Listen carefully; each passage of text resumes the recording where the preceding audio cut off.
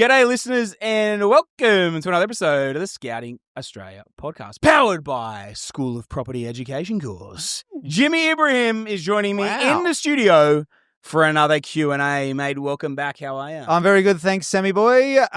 You know I love Q&As. The listeners know I love Q&As. It's all about the people, giving them a voice to drown out some of your... From the people, for the people, to the people. I'm loving your scone, by Thank the you. way. Nice fade. I love a scone, bro. Yeah, you Jam, do. cream, Yeah. amazing. Yeah. The problem is you can't stop Cappuccino. with one.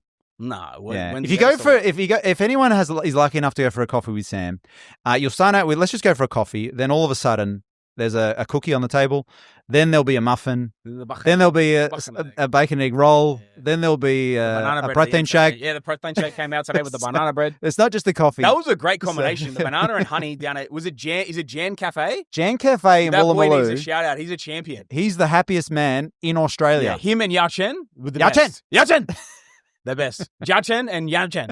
And then the banana bread and the banana honey protein smoothies. But guys, in the spirit of Yao Chen, we want to absolutely punch through another banger Q&A for you. We always have you guys writing in. So we are back on in the Q&A. Jimmy, let's go. This is from Kate, Sammy. Question number 1. Jimmy and Sam. Yes. Are you okay being second in the naming here? Apparently the females like to do it. I think they're relating to the feminine energy first. So they're just giving you a bit of respect. Jimmy and Sam, love your work, boys. I've been self-managing one of my properties to save money. Definitely one of Jimmy's mates. Do you think that's smart, Sammy? Or am I risking more trouble than it's worth? What do you reckon, Jimmy? What do you reckon? This is your mate. Kate, you sound like a very lovely lady, and I'm not going to say mean things like Sam. However, I think you might need to rethink this one. Yes. Right? Because what are you actually saving compared to what you potentially may be costing yourself? Let's be succinct on this one because this is an absolute no-brainer. Yes. No one should be managing properties themselves. There's way too much risk associated with it. You're also not, a lot of the time, you're actually not covered by your insurances a lot of the time. Correct. If you self-manage. Correct. So there's just so many extra additional layers of issues, let alone the fact of like, if you need to negotiate anything out of here, there's no arm's length, middle management between it. So just nip that straight in the bud. There should always be someone managing a property. I'm not a fan of self-managing. And they're always going to hit you up for little stupid 100%. things, whereas the agent is supposed to protect you. Man, you're gonna 100%. For the cost, it's also tax write-offable. Like you're talking $1,500, maybe $2,000, $2,500 a year max. You can write off your tax. It makes no sense to self-manage. Okay. All right, Kate. John, next question. Hey, boys, what's your advice for dealing with valuation shortfalls on purchase? Interesting. On purchase. Okay. Should I negotiate when a bank val comes in low? A bit of background. I've purchased a property in regional Queensland and the bank val has come in $50,000 under what I purchased it for. Wow. What do you reckon, Sammy boy? Mate, we actually saw a bit of this in the tail end of a market that we were tapering out of probably mid last year. And it was one of those markets, man, where just like it was an 80,000 person population and there was only 3 valuers in town and they all started speaking to each other when the market did like 20% worth of growth and they were like, oh, what goes up must come down, oh, economically, blah, blah, blah. And they were like mining, blah, all the rest of this thing. It had nothing to do with that. There was $10 billion worth of projects in immediate vicinity of this this town, and with a compressed economy, compressed property market, massively tight vacancy rates. Everything was booming, right? Yeah. So it made complete sense. And then the valuers just started like trying to cover themselves. So they're almost always shaving like an exact 10% off where we believe market value was, and back down. They were literally shaving 10% off what we believe market value was. And a lot of the time, let's say we contracted at $475. Let's say in this example he's contracted at $500,000. They literally would chop $50,000 off the val just to cover their asses. So it was an interesting thing to sort of see. And I think when you cop that from a valuation perspective, depends how far through a market it is and how hot the market is. The market's reasonably cool. A lot of the time you can actually use that to negotiate with the seller and the selling agent to get yourself a better deal. But if the market's hot and it's sort of just being seen across the board and you are maybe at a 90% LVR and there's a lot of buyers at 80% LVR that won't have valuation issues, because all the time they'll actually put that on there because they'll see what you're trying to buy the deal at. So they'll chop you to again, save themselves a bit of a risk rating on that end as well. Man, it can really factor into it. So it really depends where you're at. If a market's pumping and you think you've got a good deal and you get chopped down that, I would try and negotiate with the selling agent for sure as well. But is there anything that we can maybe potentially try and change in that scenario to get the valuation up? Can we order a reval with a different valuer? What can we potentially do in this scenario? And if you were to do that, order the reval with a different valuer and then provide them additional comparables. Now, the real sweet spot for this, where sometimes you can get away with it, is if you can negotiate a price down at the same time as getting a new valuation with new comparables and get that valuation up. A lot of times you can actually, for one, you can come back to parity or potentially even better off than that. But it is realistic. Now, if it comes in short, and it comes in short because you've overpaid for a property, you should probably take that as a sign that you've overpaid. You've paid too much. But it really depends on whether, it's around that side of things, or if the values are just being... And the only way you can really know that is from having proper market knowledge and appearance across the board. Just quickly on this one, though, if it does come in 50 grand under... just to explain it for people here, because if finance is underpinning this, does he have to either just come in with 50 grand more? He would have to top up 50. If he can't negotiate any difference, if he can't if he can't get anything together and he wants to buy the deal, he has to come up with the extra 50K. If he doesn't, if he doesn't have it, then he can walk away. Okay. So you got to be really confident that the market's if you're going to put in that extra 50K. Yeah. It depends on the level of investor you are as well. If you got the capital and let's say you bought a 50 under, but they're risk rating it for whatever reason, or 30 under or whatever, it can all be relevant to that. All right, Chris, question 3. Question for you, Sammy and Jimmy. I've got properties in multiple states now. Well done. What's the best way to stay across changing legislation, land tax? How do you stay up to date with all of this, Sammy boy? Man, education is a massive piece, and like awareness of what's happening and what's going on. So, consistently listening to different things, whether it be in forums, podcasts, all the different things, staying on top of state legislation as well. Things like land tax are changed very rarely. Like they're not changed very, very often. And when they change, it's normally a big hullabaloo. There's normally a lot of commentary, a lot of noise around it as well. So it's very rare that things like land tax are changed. What you could always do is, I know in the recent podcast, the recent Q&A we did a month or two ago, we were talking about, managing your portfolio and regularly reviewing it. What you could always do is at the end of every financial year, whether it's in the July or maybe the August portfolio review that you do, you could factor that into, okay, sweet, well, in this portfolio review, and I'm going to mark it in my calendar, I'm going to check all my rateable land values, and I'm going to check land tax legislation in this particular state as well, and see how that's looking, and making sure that that's okay, and that nothing's changed with it. And if it has, potentially any planning that might need to be coming in with it, if it's something that's going to affect potentially your cash flow position as well. The other side of things is if you have a very property-specific account that's all over it, they should be all over all legislation changes specifically around things like land tax. But if there's, you want to stay on top of things like property management legislation, all that sort of thing, like you should get notifications around all this sort of stuff if you own properties in those specific states. Okay, great. There you go, Chris. Jay has written in, what's your opinion on buying properties in flood or fire-prone areas if the numbers are strong, Sammy? Do you exclude areas because of the higher chance of natural disasters? I don't exclude areas. I used to back in the day. But I think, like, especially with Eastern Seaboard Australia, so the whole east coast of Australia being, let's say, Victoria, New South Wales, Queensland, all three of those states, which make up 75% of the population of Australia, if not potentially more, they have all been affected in the last 3 to 4 years by natural disaster.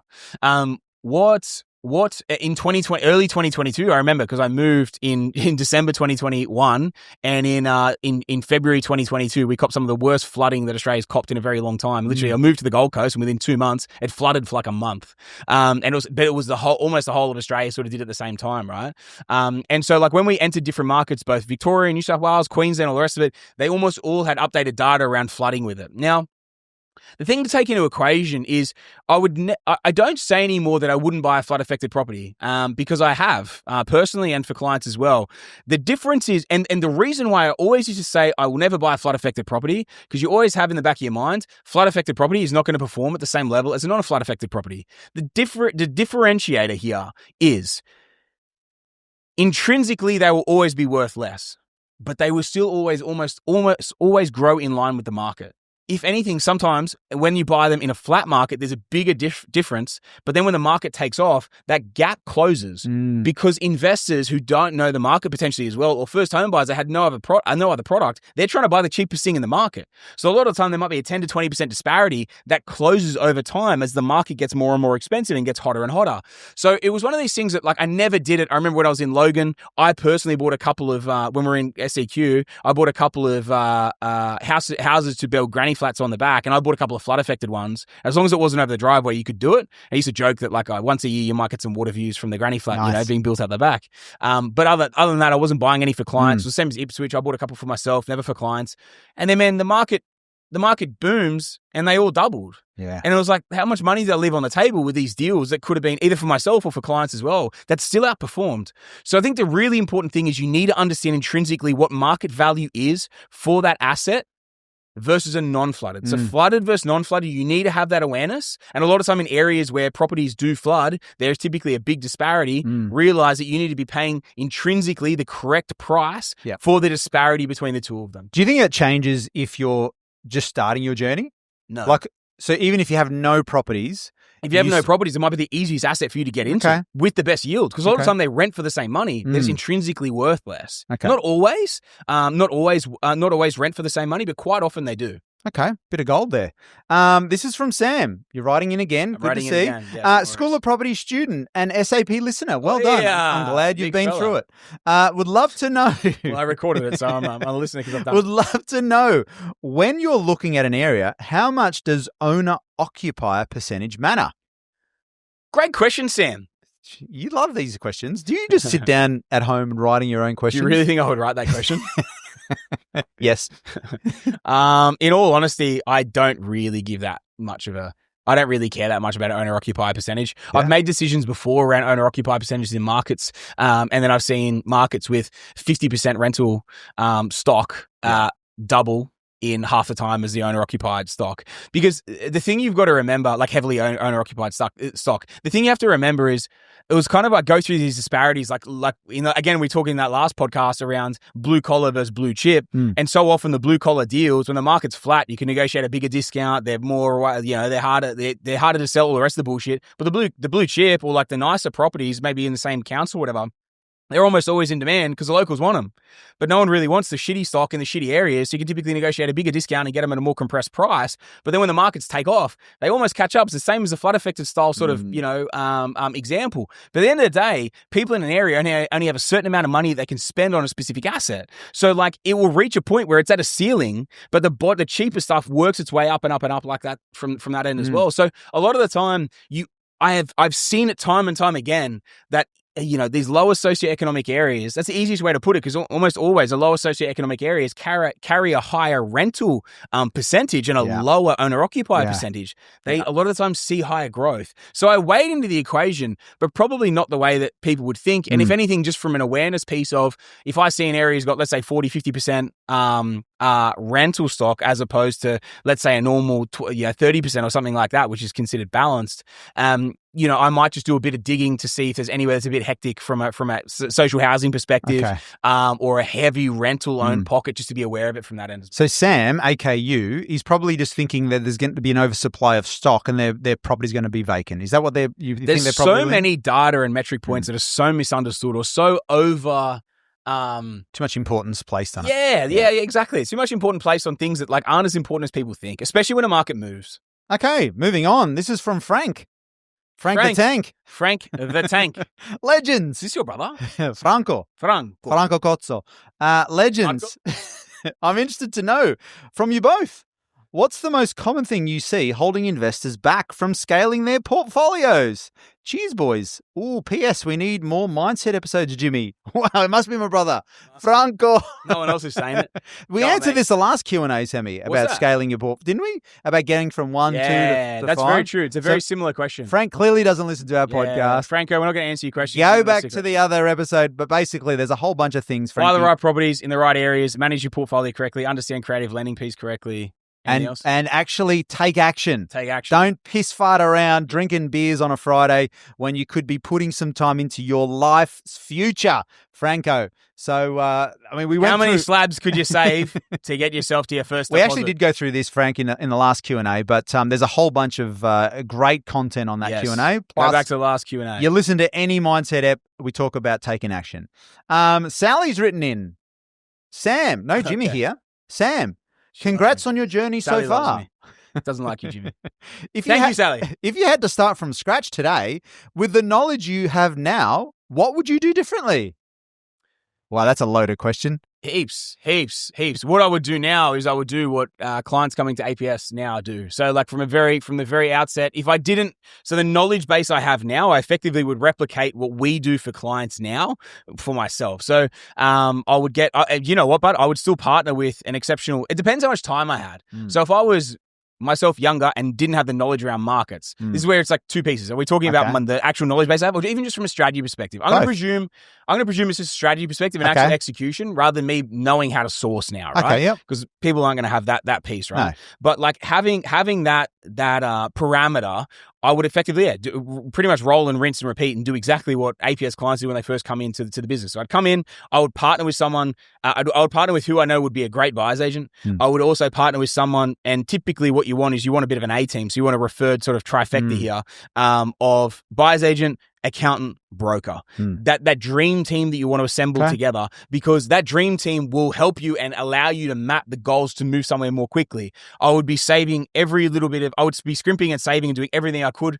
I reckon I'd give myself a 2-year window to save as hard as I could and to push as hard as I could with the investing and absolutely go hell for leather. I would be telling my team, this is my game plan. I'm going to put everything I can into this for the next 2 years. And I'm going to sacrifice for the next 2 years, and I'm going to build as hard as I can for the next 2 years. I'm giving you one deposit to start with now. I want to be at 5 properties by the end of 4 properties minimum, but I want 5 properties by the end of, let's say we're at the start of a year, the end of next year. So in a 24-month window, this is what I want to hit. I'm going to go all in. Well, I like it. Are you on board with me with this? Yeah, I am. The answer is yes. All Bang. right. This is what we're going to do. Let's work out a strategy. Let's go. Okay. So I'll be buying the correct deals in the right locations. I'll be making sure I go buy the right property, right location, right price, and then I'll be rinsing and repeating, man, doing everything I could to keep moving the needle forward. Okay, I love it. If APS wasn't around, who would you use?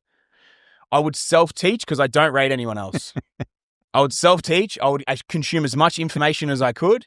I would study a market for 6 to 12 months, and I would have the absolute best crack that I could. But I can say wholeheartedly, even when I bought like my 20th, 30th property and bought it myself, I was pretty good. I wasn't as good, and I didn't have as great an understanding of markets and entry and valuing and everything else to do with it as we do and I do now. Yeah. So as good as I was even 5-7 years ago and what I built in that time frame, the knowledge base and what we've built and changed and grown now and have grown now, the team, the execution, the market knowledge, the cycle picking and everything like that, you're stacking the deck for the biggest wins. All right, if APS wasn't there, I would try and do it. This is what I really want to build for people and be committed to that. And someone comes to me with that goal, fuck man, let's go all in. Let's do it. That's the sort of shit, that's who I want to work with, man. Because if you can do that in 2 years, what are we going to do in 3-5 years? You know, like in that 5-year window. If we set the table now in the next 2 years, that's game changing stuff. 100%. That's life changing stuff. 100%. So that is what I would do, man. All right, Sally, there you go. A bit of fire there, Sally.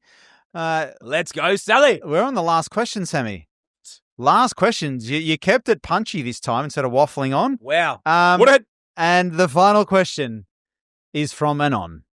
There's no name Anon, just Anon. Just Anon. Yeah, complete Anon. Do you reckon it's the Don? It could be. Or is it Omis? It could Anon, be. Omis. Well, I don't know. They started this question with Big Sammy G. There we go. Learn your place, you dog. You're always advising against the buy and hold strategy. Yes. Do you think most investors overcomplicate their strategy? Is that it? That's it.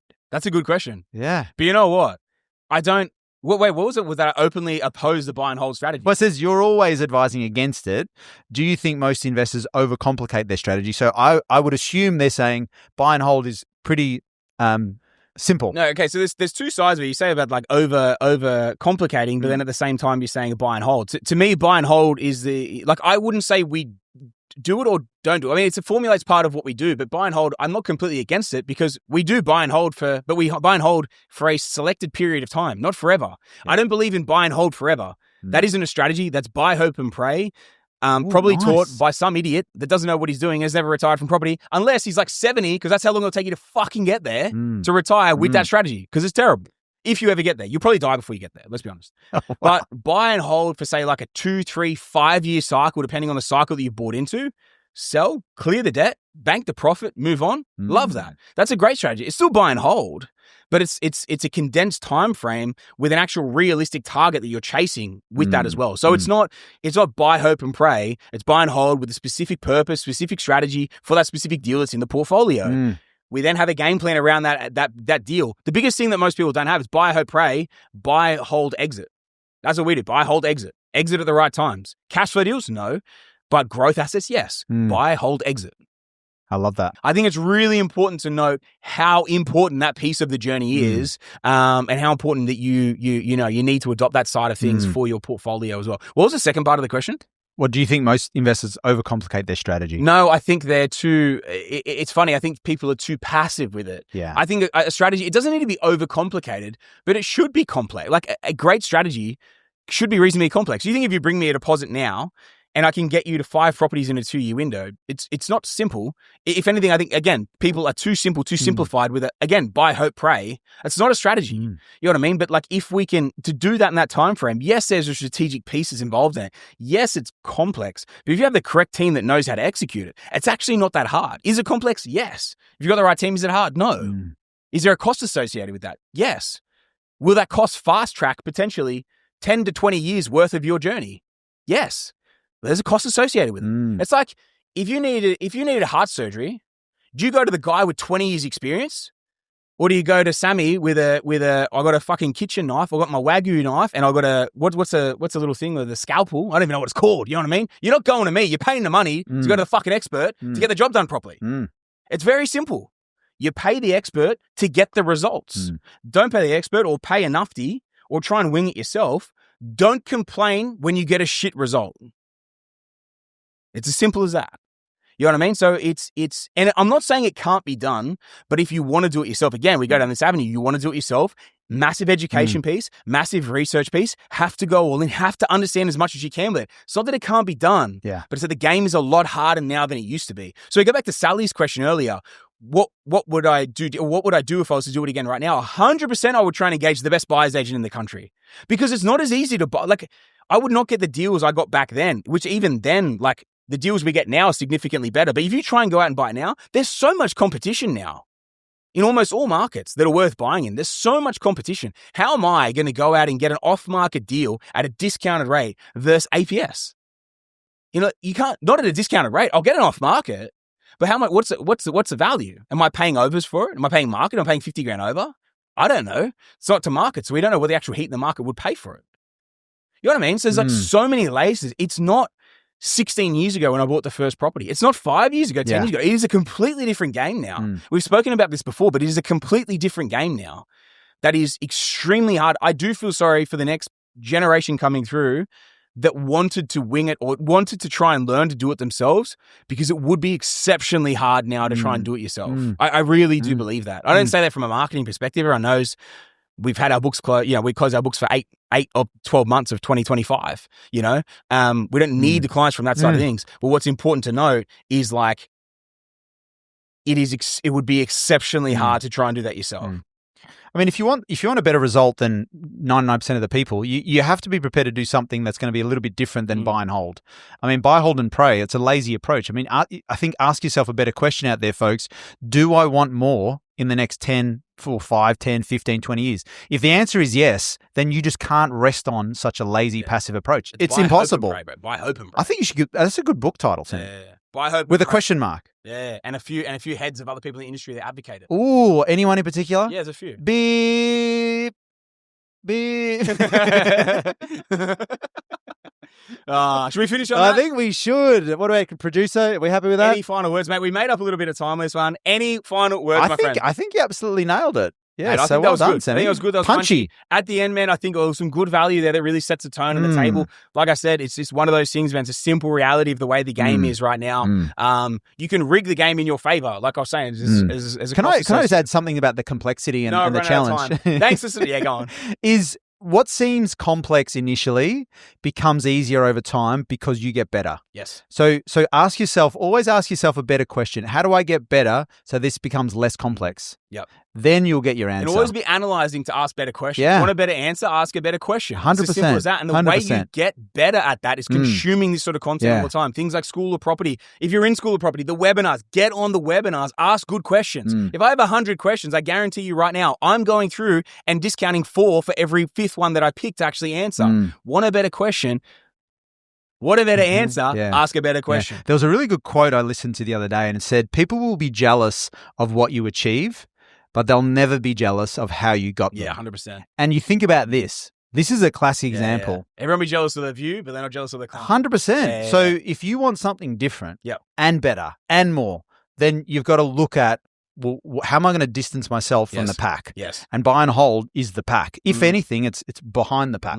Yeah, great. So hopefully there's a bit of value there for all our listeners. Thanks for listening. Sammy boy, I love it. Wrap it up. I love it. Thank you, Jimmy, as always, for joining us in the Sydney studio as well, mate. Lo and behold, mate, we got the pass for the week, but we're good to go. Listeners, I hope you took some great value out of today's episode. If you did, as always, I'm asking you a favor. If you can jump on there on your favorite listening platform, give us a 5-star review if you haven't yet. And while you're there, hit the follow or subscribe button as well to follow along. Make sure you get hit up every time a new episode is dropped. But until next week, guys, that's another Scouting Australia podcast.